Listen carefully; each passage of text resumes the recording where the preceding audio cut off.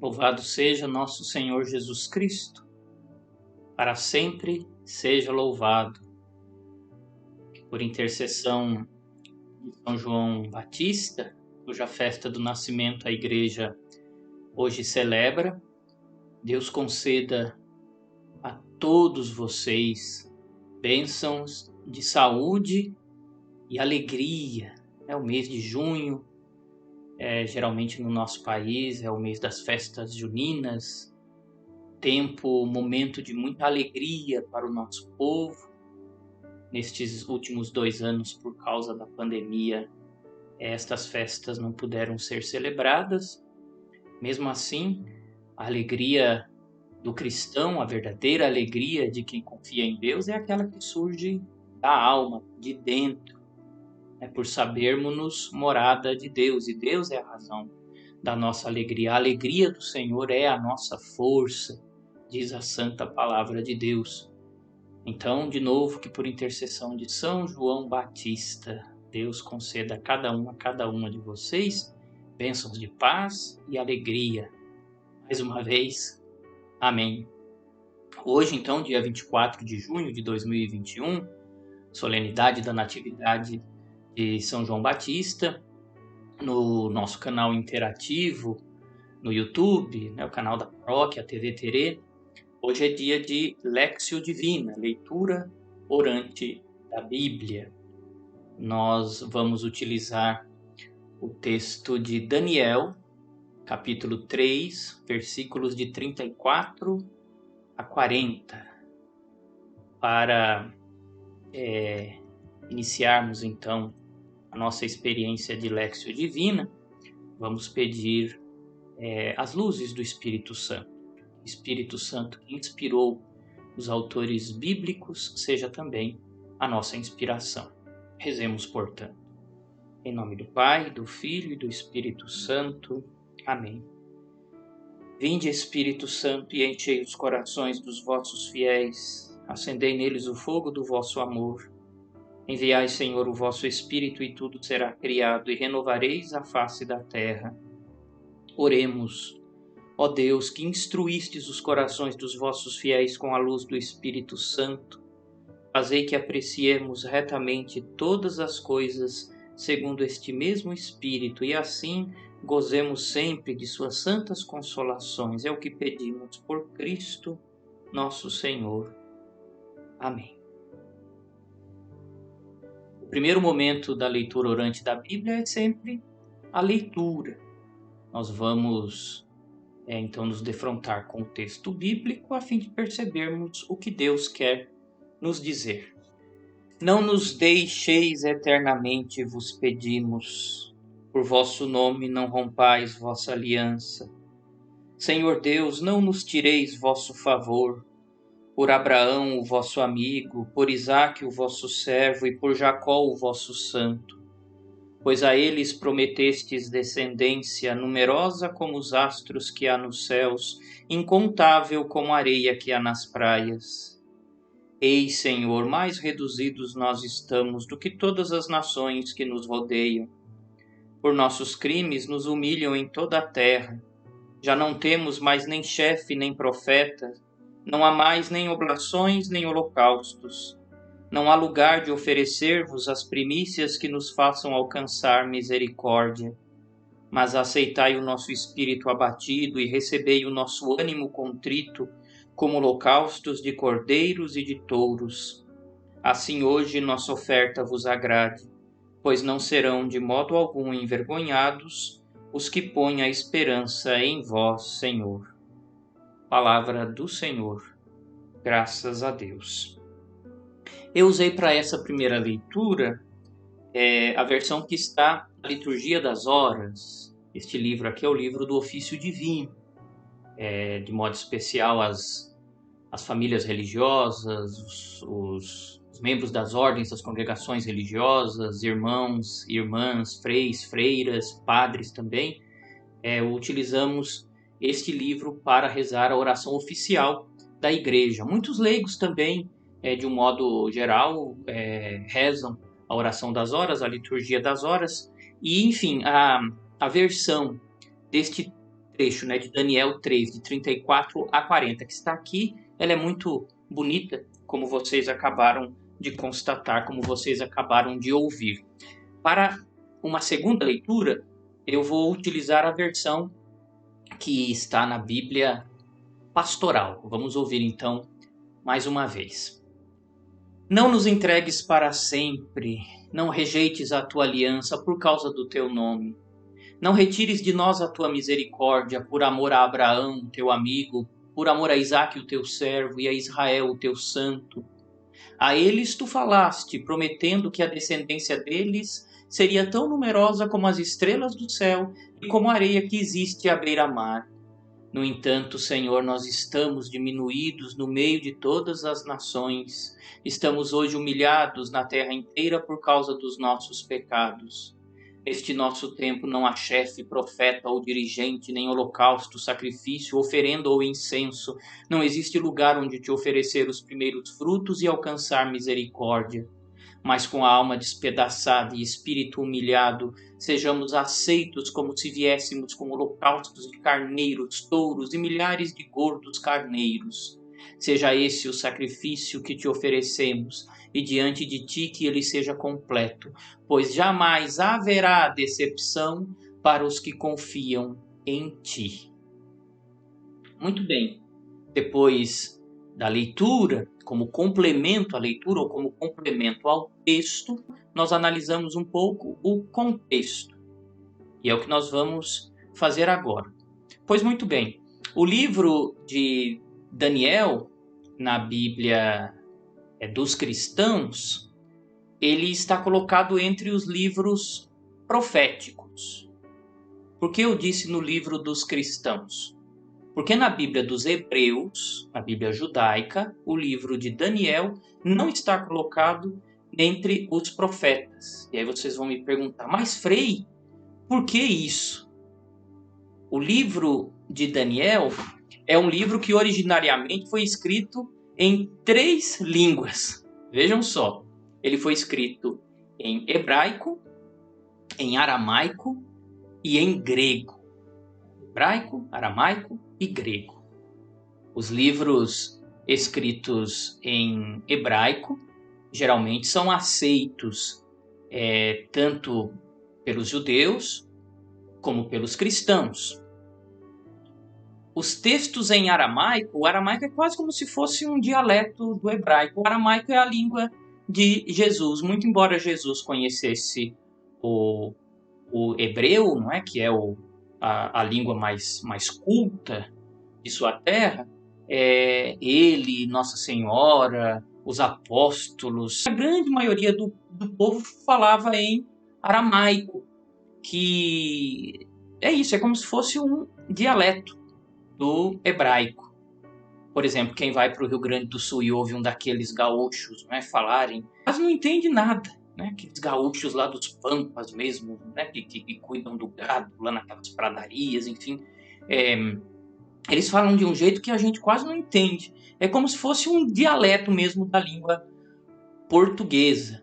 Em outras regiões do país também, algumas palavras, algumas expressões são quase que desconhecidas. Pois muito bem, levem este fenômeno a um grau como se fosse uma outra língua. E é isso que acontece com o aramaico. Muito embora tenha semelhanças com o hebraico, ele é muito diferente, é muito diverso. Né? Então, a esse tipo de modificação linguística que ainda guarda semelhanças com a língua original, com a língua mais culta, costuma-se dar o nome de dialeto. Né? Se é que ficou bem entendido. Então, o livro de Daniel tem partes escritas em hebraico, em aramaico, mas também tem partes escritas em grego. E aqui é que a coisa começa a ficar um pouco mais complicada. Isso porque os judeus não aceitam nenhum dos textos do Antigo Testamento escritos em grego e os protestantes também não. Os cristãos vindos da Reforma Protestante também não aceitam nenhum livro, nenhum escrito do Antigo Testamento que esteja em grego. Muito embora, vejam só como é interessante, né? Os cristãos protestantes evangélicos aceitam todo o Novo Testamento, que foi escrito em grego. né? Então parece uma contradição. É claro que eles têm as suas razões, que no meu entender não se sustentam, mas enfim. Então quando alguém perguntar a vocês, né, por que a Bíblia dos protestantes tem menos livros, você pode dizer isso, porque alguns textos originais do Antigo Testamento foram conservados apenas em grego e eles não aceitam. Eles não aceitam. Não é? Grego só no Novo Testamento.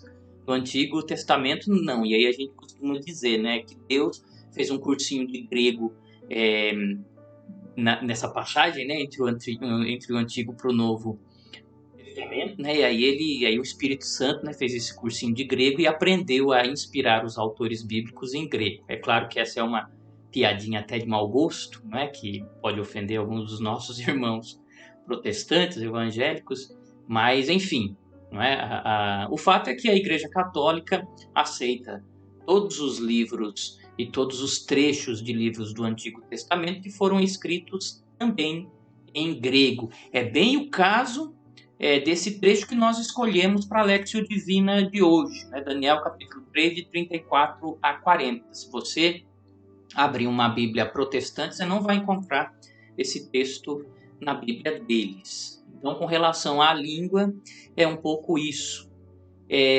No início, porque o texto de Daniel, essa primeira parte do livro, ela narra acontecimentos que supostamente teriam se passado durante o exílio da Babilônia.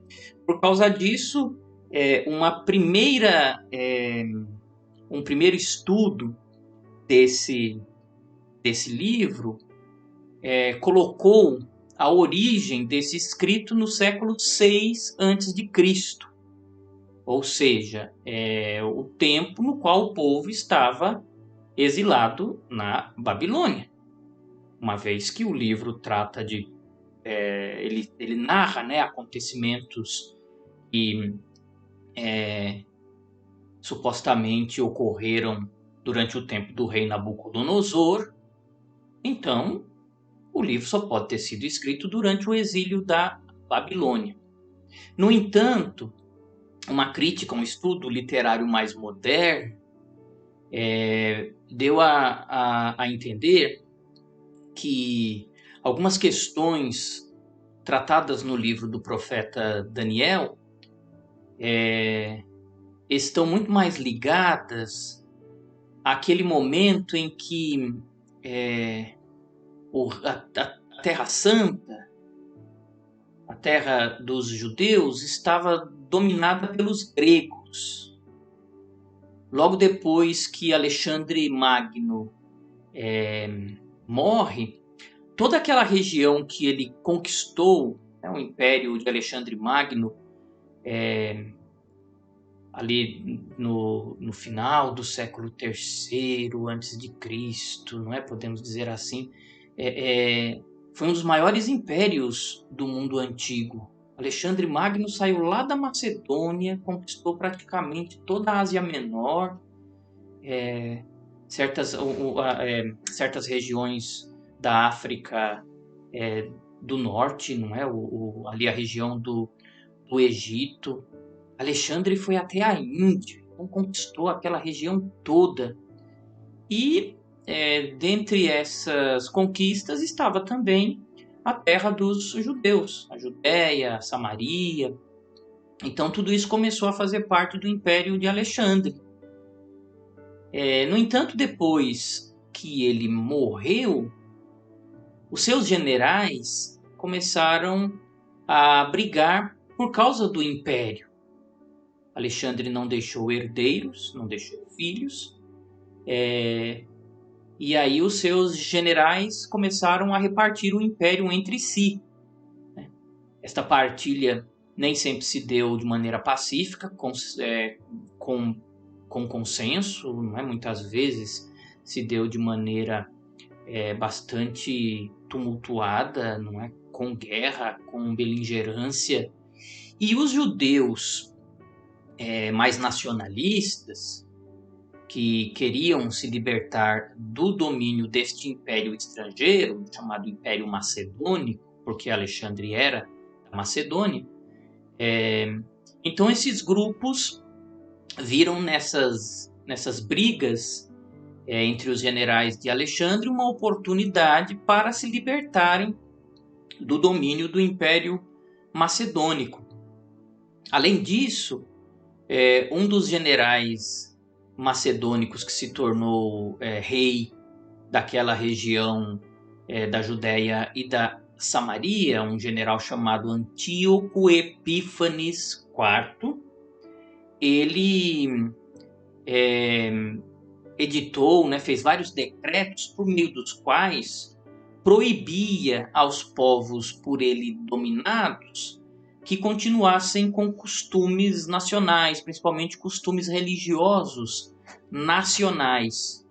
Vejam que durante esta época os generais macedônicos tiveram a audácia de colocar uma estátua do deus Apolo dentro do Santo dos Santos no Templo de Jerusalém, o local onde está a Arca da Aliança, onde ficava a Arca da Aliança, o lugar mais sagrado para os judeus, foi profanado com essa imagem, com essa estátua do deus Apolo. Então isso causou uma revolta nos judeus e alguns grupos começaram a se formar, alguns grupos armados de rebeldes que organizaram a luta contra o Império Macedônico. Um desses grupos foi o grupo dos Macabeus. Vocês vão lembrar, puxa vida, Frei, Macabeus é um dos nomes dos livros da Bíblia, sim, primeiro e segundo livro dos Macabeus, que conta um pouco essa história da resistência dos judeus ao domínio do Império Macedônico.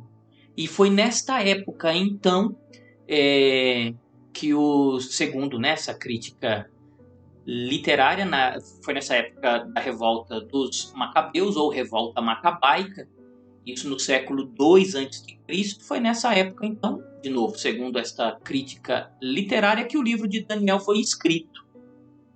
Então, o livro deve ser entendido dentro deste contexto. Então, eu fiz todo esse discurso para chegar aqui, O livro foi escrito dentro desse contexto. É um livro que tem como objetivo incentivar o povo na luta contra aqueles que os oprimem, principalmente do ponto de vista das tradições, da identidade, da cultura nacional, da cultura do povo, daquilo que é próprio do povo. Se existe alguém que está de maneira agressiva, de maneira autoritária, melhor dizendo, impondo ao povo que abandone as suas tradições nacionais, religiosas, então o povo tem o direito de se rebelar contra isso, segundo este ideário dos Macabeus. Então, nesta época, foi então escrito o livro de Daniel, que tem este pano de fundo, este contexto. Então, é a partir deste contexto que o livro todo deve ser lido, e principalmente, ou melhor, também, este trecho que nós escolhemos para a Lectio Divina de hoje, do capítulo 3, os versículos de 34 a 40. Vamos então meditar um pouco sobre este trecho, a terceira parte da Lectio Divina, a meditação. Vamos meditar sobre este trecho do livro de Daniel. Aqui, meus irmãos e minhas irmãs, nós podemos perceber que o texto trabalha com as três dimensões do tempo: o passado, o presente e o futuro. Os três primeiros versículos, 34, 35 e 36, se referem ao passado, principalmente fazendo recordação da aliança de amor que Deus fez com Abraão, com Isaac e com Jacó, que aqui é chamado de Israel, depois que Jacó luta com o anjo e vence, o anjo, que é o anjo de Deus, que é o próprio Deus, Deus dá a Jacó o nome de Israel. Israel, né? O homem que luta com Deus, né? Ish é homem, Ra é como se fosse lutar, não é? Ou aquele que se embate com alguém. E El é Deus. Israel, o homem que luta com Deus. O versículo 36, sobretudo, né? A eles tu falaste, prometendo que a descendência deles seria tão numerosa como as estrelas do céu e como a areia que existe à beira-mar. O passado é o lugar da fé. Olhando para o passado, nós reafirmamos a nossa fé. Deus é fiel. Olhando para o passado, nós reafirmamos a nossa fé. Depois, principalmente os versículos 37 e 38, fazem alusão ao presente. No entanto, Senhor, veja, agora nós estamos diminuídos no meio de todas as nações, estamos humilhados na terra inteira por causa dos nossos pecados. Nesse nosso tempo não há chefe, profeta ou dirigente, nem holocausto, sacrifício, oferenda ou incenso. Não existe lugar onde eu te oferecer os primeiros frutos e alcançar a misericórdia. Bom, o texto em si, ele está narrando o que aconteceu com Misael, Midraque e Abdênago, que foram lançados pelo rei Nabucodonosor na fornalha ardente. Esta é uma parte da oração que eles elevam a Deus ali do meio da fornalha, os 3 jovens na fornalha. Então eles, segundo o texto, estão na Babilônia e ali naquela terra estrangeira eles descrevem o que está acontecendo no presente. Estamos humilhados, não temos chefe, não temos profeta, não temos sacerdote, não temos um templo. Isso segundo o que o texto quer contar. No entanto, se nós colocamos esse texto no contexto, de novo, né, o século II, o que os autores estão querendo dizer é que, muito embora exista um templo, porque no século II o segundo templo já estava levantado, muito embora exista um templo, muito embora exista um chefe, que é o imperador general macedônico, e ali dentro da Judéia ele coloque os seus subordinados, não é, para governarem o povo, muito embora o culto seja permitido, mas com todo esse caráter de heresia, não é? Recordem-se, havia uma imagem do deus Apolo dentro do templo, né? Então, para o povo é como se aquele presente no século II, com a dominação do Império Macedônico, fosse um exílio dentro da própria pátria.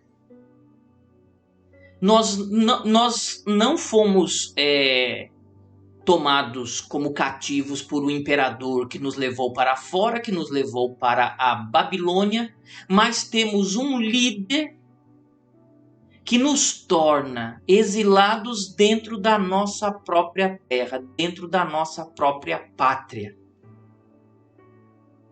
Não há chefe, não há dirigente, não há profeta, não há sacerdócio, não há holocausto, não há sacrifício, não há oferenda de incenso. Nada disso é verdadeiro. Então o povo olha para a sua realidade e se desgosta de tudo que vê, de tudo que acontece. Eu não sei quanto a vocês, mas estes 2 versículos descrevem um pouco, pelo menos no meu entender, os tempos nos quais nós vivemos, marcados por essa pandemia. Né? Nós olhamos para o passado, de novo, né? Os 3 primeiros versículos do texto, e depois fazemos uma comparação com o nosso presente e nos sentimos muito representados nestes dois versículos 37 e 38. Estamos diminuídos, estamos humilhados, sobretudo por causa desse vírus, por causa dessa pandemia. Pedimos que as nossas lideranças de fato nos governem. Pedimos que parem de brigar entre si, como os generais, não é, do antigo Império Macedônico, mas que cuidem do povo. Em muitos lugares o culto não pode ser celebrado de maneira adequada. Em muitos lugares as igrejas estão fechadas.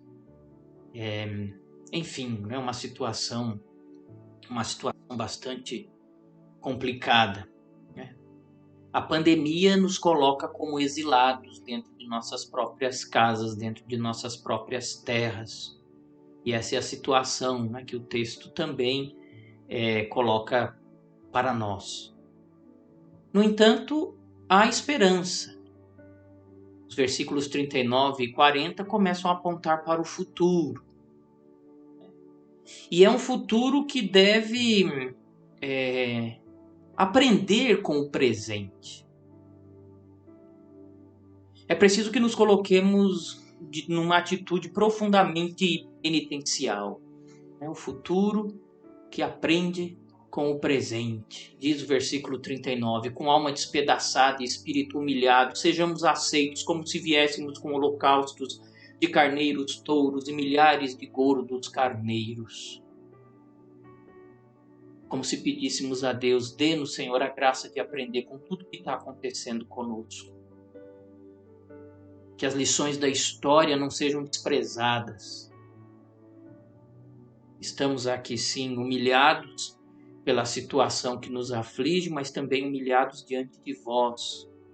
Achávamos que éramos grandes demais, que tínhamos o controle de tudo. E agora sabemos que o Senhor é onipotente. Então nos colocamos diante de Deus em atitude profunda e verdadeiramente penitencial. O sacrifício que trazemos, o holocausto que trazemos, o culto que trazemos é o nosso coração despedaçado. Este, diz o versículo 40, esse seja o sacrifício que nós oferecemos e ele seja perfeito diante de ti.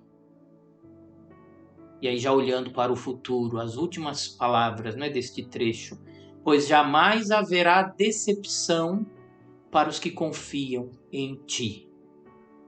É um olhar de profunda esperança no futuro.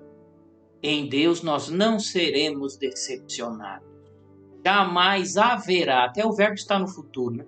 Jamais haverá decepção para os que confiam em ti. Essa é a nossa esperança. Olhamos para o passado com o olhar da fé e para o futuro com o olhar de esperança. Percebe? Ao passado, a fé. Ao futuro, a esperança. E o presente, Frei? Bom, se para o passado nós olhamos com fé e o futuro com esperança, qual é a virtude que está faltando? Vocês sabem? Basta que a gente cante, eu confio em nosso Senhor com fé, esperança e amor.